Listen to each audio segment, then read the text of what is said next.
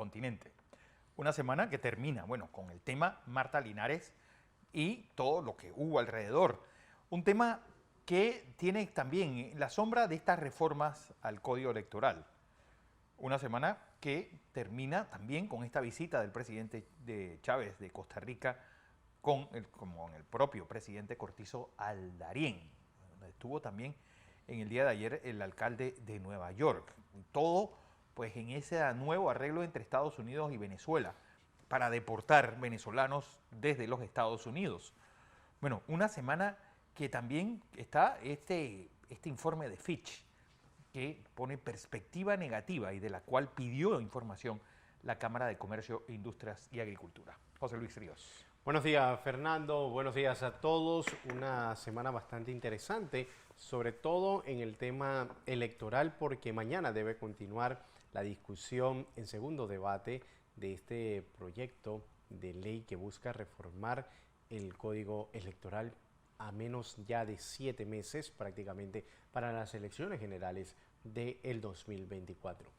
Una semana llena de tranques y cierres de calles en Ciudad Capital y parte de Panamá Oeste, y donde hay proyectos por parte del Suntrax, quienes se mantienen entonces en las calles en esa protesta. Y también una situación que preocupa en Bocas del Toro son los cierres de calles, donde ya los comerciantes y productores han alzado su voz y están solicitándole a las autoridades locales poner un alto a esta situación antes que se salga de las manos y empresas se quieran ir de la provincia y que son generadoras de empleos, Fernando. De los pocos empleos que hay. De los pocos, sí. Bueno, una frase, sin lugar a dudas, que sonó mucho durante esta semana, fue la dicha por el catedrático universitario y luchador de libertades de muchos tiempos, Miguel Antonio Bernal. Él ha dicho pues, que puede haber un fraude en las elecciones del 2024. Y visto lo visto, profesor Bernal, bienvenido a Next Noticias y buenos días. Feliz domingo a usted. Muy buenos días, Fernando y respetada audiencia. Placer estar con ustedes en este domingo. Bueno, que a estas alturas de siglo estemos hablando todavía de posibilidades de fraude, pues es decir mucho. Bueno, es que el problema estriba, Fernando, en primer lugar, que nosotros nos hemos quedado con el Código Electoral que fue elaborado durante la dictadura. Ese código, si bien ha sido reformado cualquier cantidad de veces, puesto que después de cada elección entra una reforma, sigue adoleciendo de las mismas taras que tenía desde un principio, que fundamentalmente radican en que no se respeta realmente el sistema de distribución proporcional en el caso de las curules. Por otro lado, el hecho de que nosotros tengamos un tribunal electoral en el cual todavía está desde hace ya 32 años el mismo magistrado, pues despierta toda una serie de interrogantes que hasta ahora nunca han sido resueltas. Nosotros no estamos en un sistema monárquico y llama poderosamente la atención que la partidocracia tradicional siempre se ha aferrado desde el Ejecutivo a mantener a dicho magistrado. Súmele a ello el acontecimiento del año pasado en que la Corte Suprema, a través de su presidente, negoció el cargo de magistrado del Tribunal Electoral que le corresponde al órgano judicial por mandato constitucional, lo negoció con elementos de la bancada del PRD, y eso pues trastoca también en la verdadera transparencia que debe acompañar no solamente la elección del magistrado, sino la separación de órganos del Estado. Entonces, ahora nos abocamos a unas elecciones del 2024 que están llenas de toda una serie de vicios, y el más grave, creo yo, que ha sido denunciado en su momento, es que los señores del Tribunal Electoral se han dedicado a legislar. Esa no es su función, esa es una función exclusiva del órgano legislativo, por muy poco apreciado que sea el mismo por parte de muchos sectores de la población. Entonces, a través de decretos, como vienen acostumbrando desde hace varios lustros, ellos han ido modificando a su antojo y en su provecho una serie de normativas electorales que perjudican el derecho al sufragio, la participación ciudadana y los derechos políticos de los propios ciudadanos en cuanto al ejercicio de seleccionar a aquellas personas que ellos consideren que deben representarlos en el órgano legislativo. Esas serían algunas consideraciones. Lo que pasa es que cuando se habla de fraude la gente cree que es como antaño, Sí, a la que vieja se llevaban usanza. las urnas, ¿no? Pero ¿Ah? encima, un ambiente enrarecido, profesor, que tal vez pues, nos lleve a recordar con mucho pesar 1968, 1984 o 1989.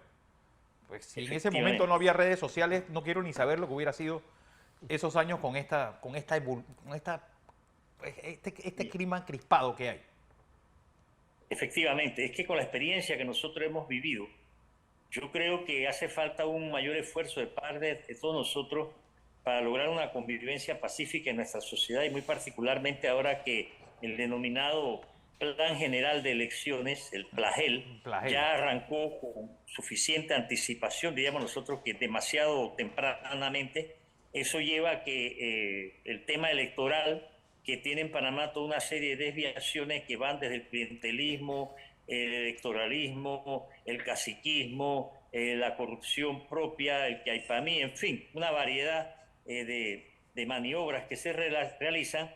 Entonces, yo sí veo con buenos ojos que la crispación que hay en la ciudadanía esté llevando a que finalmente la gente se dé cuenta que no podemos fiarnos del Tribunal Electoral porque el mismo no está actuando en forma transparente. El último pleque de hace caso un par de días que han tenido con la Asamblea de Diputados es revelador de que aquí se están cocinando cosas pues que pueden que plazcan a algunos, pero creo que afectan a los más.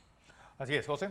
Sí, profesor, le saluda José Luis Ríos. Profesor, ¿y esto cómo llena de incertidumbre a la población? Porque ya en vez de ser un árbitro, se están convirtiendo también en jugadores el Tribunal Electoral, lo que crea ese ambiente de incertidumbre o de dudas en la población que dice, ¿para qué voy a ir a votar si ya ellos tienen quién quiere que gane en las próximas elecciones? Sí, efectivamente. Los mismos magistrados del Tribunal Electoral con sus actuaciones han ido alimentando lo que en ciertos sectores puede que sea considerado como un morbo, una malicia, una desconfianza, pero es el resultado de la frustración y la decepción que vive la sociedad y que en términos constitucionalistas exclusivamente se conoce como un resentimiento constitucional. El resentimiento constitucional se produce cuando, como usted lo acaba de describir, hay en la población diríamos nosotros, un distanciamiento, una desconfianza, una incredibilidad en sus instituciones, pero sobre todo como resultado de actuaciones de las mismas que no corresponden a los tiempos que decurren, porque como muy bien acotaba Fernando al iniciar el programa, es verdaderamente inaceptable, no solamente increíble, que estando ya en la tercera década del siglo XXI, nosotros todavía no tengamos la solidez institucional, la transparencia necesaria y la legitimidad, porque se trata en el fondo de eso, que debe acompañar a todas las instituciones y particularmente en el caso panameño, en el tema electoral en que todos los huevos han sido puestos en una canasta. Es decir, el Tribunal Electoral maneja registro civil, maneja cedulación, maneja a los partidos políticos, han creado una justicia penal electoral, tienen jueces, tienen fiscales, entonces ya, ellos son otro sí, gobierno. Profesor, pero ese leviatán lo hemos hecho nosotros, tal vez con gran parte de pusilanimidad por parte de los propios gobiernos que le han dado poder y más poder y más poder, y el tema del subsidio electoral ya fue el acabose. Es decir, esa gente está manejando millones de dólares que se necesitan en educación y en salud. Coincido plenamente con usted, Fernando. Los responsables, en realidad, yo atribuiría la responsabilidad a la manera en que la ciudadanía no ejecuta, no realiza una actividad de vigilancia permanente, de centinela frente a ciertas situaciones. Mire, le pongo un ejemplo. Aquí los panameños el día de las elecciones vamos, votamos y después nos desconectamos. La gente se le olvida hasta por quién votó para diputado. Sí. No saben a qué se dedica su diputado. Pero es que hay algo que es una tara de esas que quedó, profesor. Y es que, sí. Es decir, yo creo que yo siempre, creo que lo hemos hablado anteriormente. Es decir, el la complejidad de un sistema político es directamente proporcional al subdesarrollo democrático que tiene ese país. Y eso de los cocientes y los medio cocientes, y ahora el enredo que van a hacer los residuos, demuestra que este es un sistema realmente enredado ex profeso. Pero fíjese, sí, razón le asiste nuevamente en su comentario, pero fíjese, hay un autor español que usted sin duda conoce, que se llama Fernando Savater. Fernando Savater, claro. Fernando Savater se ha ocupado de muchos temas, particularmente todo relativo a la ciudadanía, a la participación ciudadana y la ética, y Savater nos enseña que los políticos no tienen la obligación de ser buenos, sino que le corresponde a los ciudadanos establecer límites a su gestión. Si los políticos, dice Savater, mandan mal, peor lo habremos hecho nosotros que los hemos elegido y no los cambiamos. Pero en el caso nuestro, es que tenemos un sistema que el fraude está en el sistema, sí, para mí. Sí. Y como aquí hay un desconocimiento craso de todo lo que es el derecho electoral, los sistemas electorales, entonces nosotros hemos ido degenerando poco a poco en lugar de ir enmendando y corrigiendo. Y aquí, en lugar de una plena participación ciudadana, en lugar de una plena transparencia, en lugar de un respeto a los derechos políticos, y uno de ellos tan sagrado como lo es el derecho al sufragio, nosotros hemos ido enredando el asunto cada vez más, al grado de que hoy por hoy hay una insatisfacción generalizada en la ciudadanía en cuanto al comportamiento, ya no solamente del Tribunal Electoral en tiempos no electorales, sino lo que se presagia que se va a producir en este mayo del 24. Y por eso es que yo, sin titubear, lo digo, lo afirmo y lo puedo demostrar y lo puedo debatir, nosotros estamos dentro de un sistema fraudulento que nos va a llevar a lo que se conocía como el matadero del fraude. Pero, y donde el tema de los cocientes, medio cocientes, es solamente la puntita del iceberg, porque si nosotros vamos a ver, ahí acaban de nombrar una Junta Nacional de Escrutinio. ¿Cuáles son los criterios que se siguieron para ese nombramiento? ¿Qué participación ha tenido la ciudadanía en ese hecho? ¿Qué tan eficiente, eficaz, real, efectivo es el rol que juega la Junta de Escrutinio si a la hora de la hora son los 3 magistrados los que dicen si hay que coger para allá o para acá? Y precisamente, qué bueno que lo menciona, profesor, porque cuando se viene, una vez culminadas las elecciones, se inicia ese proceso para hacerle algunas reformas al Código Electoral, que están supuestamente conformadas también por miembros de la sociedad civil. Realmente esa sociedad civil representa a todos los intereses de los panameños, porque no se ha podido acabar con esto del cociente, menos cociente, y por qué con el voto plancha, por qué no que gane el que más voto tiene, y que, como dice Fernando en algunas de sus intervenciones, que se van ganando y cuando amanece están perdiendo. Efectivamente, es que vuelvo al punto de que nosotros tenemos, bueno, no solamente en materia electoral, pero en este caso nosotros tenemos una legislación que es una camisa de fuerza para el ciudadano, y no amplias autopistas para que el ciudadano pueda no solamente participar, sino seleccionar. Fíjese que usted aquí, con el tema de los circuitos plurinominales, que creo que son 14 circuitos plurinominales que existen en la actualidad, usted no puede votar por quien le da la gana. No. Usted está obligado a votar por el que el partido decide. Es decir, en otros países, les pongo como por ejemplo El Salvador, hay 48 candidatos en un circuito. Bueno, la papeleta tiene los 48 nombres, apellidos, fotografías y bandera del partido, además de los nombres. Y usted puede, si en ese circuito usted puede escoger 6, usted puede escoger los 6 donde usted quiera, acá no. Entonces, eso acompañado del tema del cociente, del medio cociente, del residuo, y si nosotros nos vamos a las estadísticas demográficas electorales, nos vamos a dar cuenta que quienes están sentados en las curules de la Asamblea están representando son minorías poblacionales, no la mayoría. Entonces eso trastoca el mismo funcionamiento mínimamente democrático que nosotros deberíamos tener y ya, después de 32 años de caída de la dictadura. Pero hay algo que a mí me llama la atención, profesor, porque con esto de las candidaturas de libre postulación se ha trastocado todavía más el sistema. Es decir, que la mayor parte de las firmas de esta gente haya venido de partidos políticos. De una de cada 3 firmas a los aspirantes presidenciales haya venido específicamente del PRD, que ellos puedan postularse en los partidos políticos y seguir diciendo que son independientes, y esto es un macarrón que no entiende nadie. Efectivamente, y un macarrón cada vez más acompañado de una salsa que va a indigestar. Porque lo que le quiero Los preguntar con esto, resultados. profesor, es ¿de qué ha servido Sí. el dichoso subsidio electoral? Cientos Es que de fíjese. millones, estamos hablando de muchos millones de dólares invertidos en partidos políticos que uno, no hay ideología, ellos hacen lo que les da la gana, salen de un día, son independientes y otro día están metidos en partidos políticos. Y dos, el hecho de que llegan al gobierno y no saben qué hacer. Es decir, ni siquiera se les Efectivamente, preparan eso. para que en algún momento sean gobierno. Empiezo por lo último que usted acaba de señalar.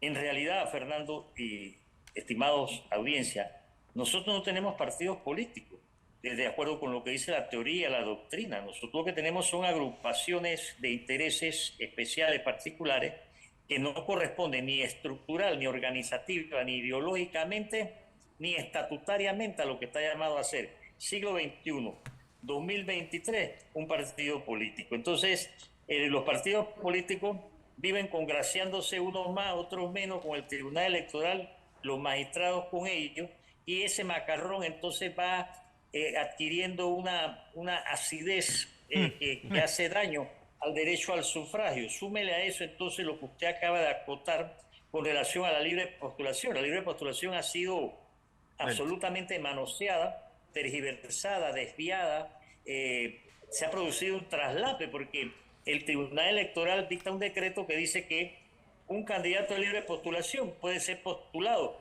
por un partido político y aparecer en las dos papeletas. Entonces ahí se acabó lo de la libre postulación.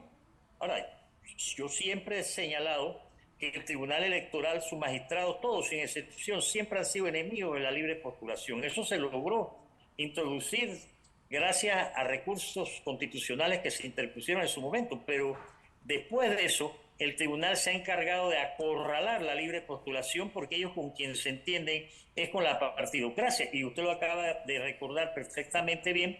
Nada más hay que irse a las cifras del monto de dinero que le dan a los partidos políticos y el monto de dinero que le dan a los mal llamados de libre postulación. Acuérdense que a los partidos políticos le dan antes, durante y después de las elecciones un dineral que creo que está cifrado en 57 millones en este caso. Sí, son muchos, y durante los 5 años le siguen dando dinero a los partidos y ellos no dan respuestas a nadie y ahí están.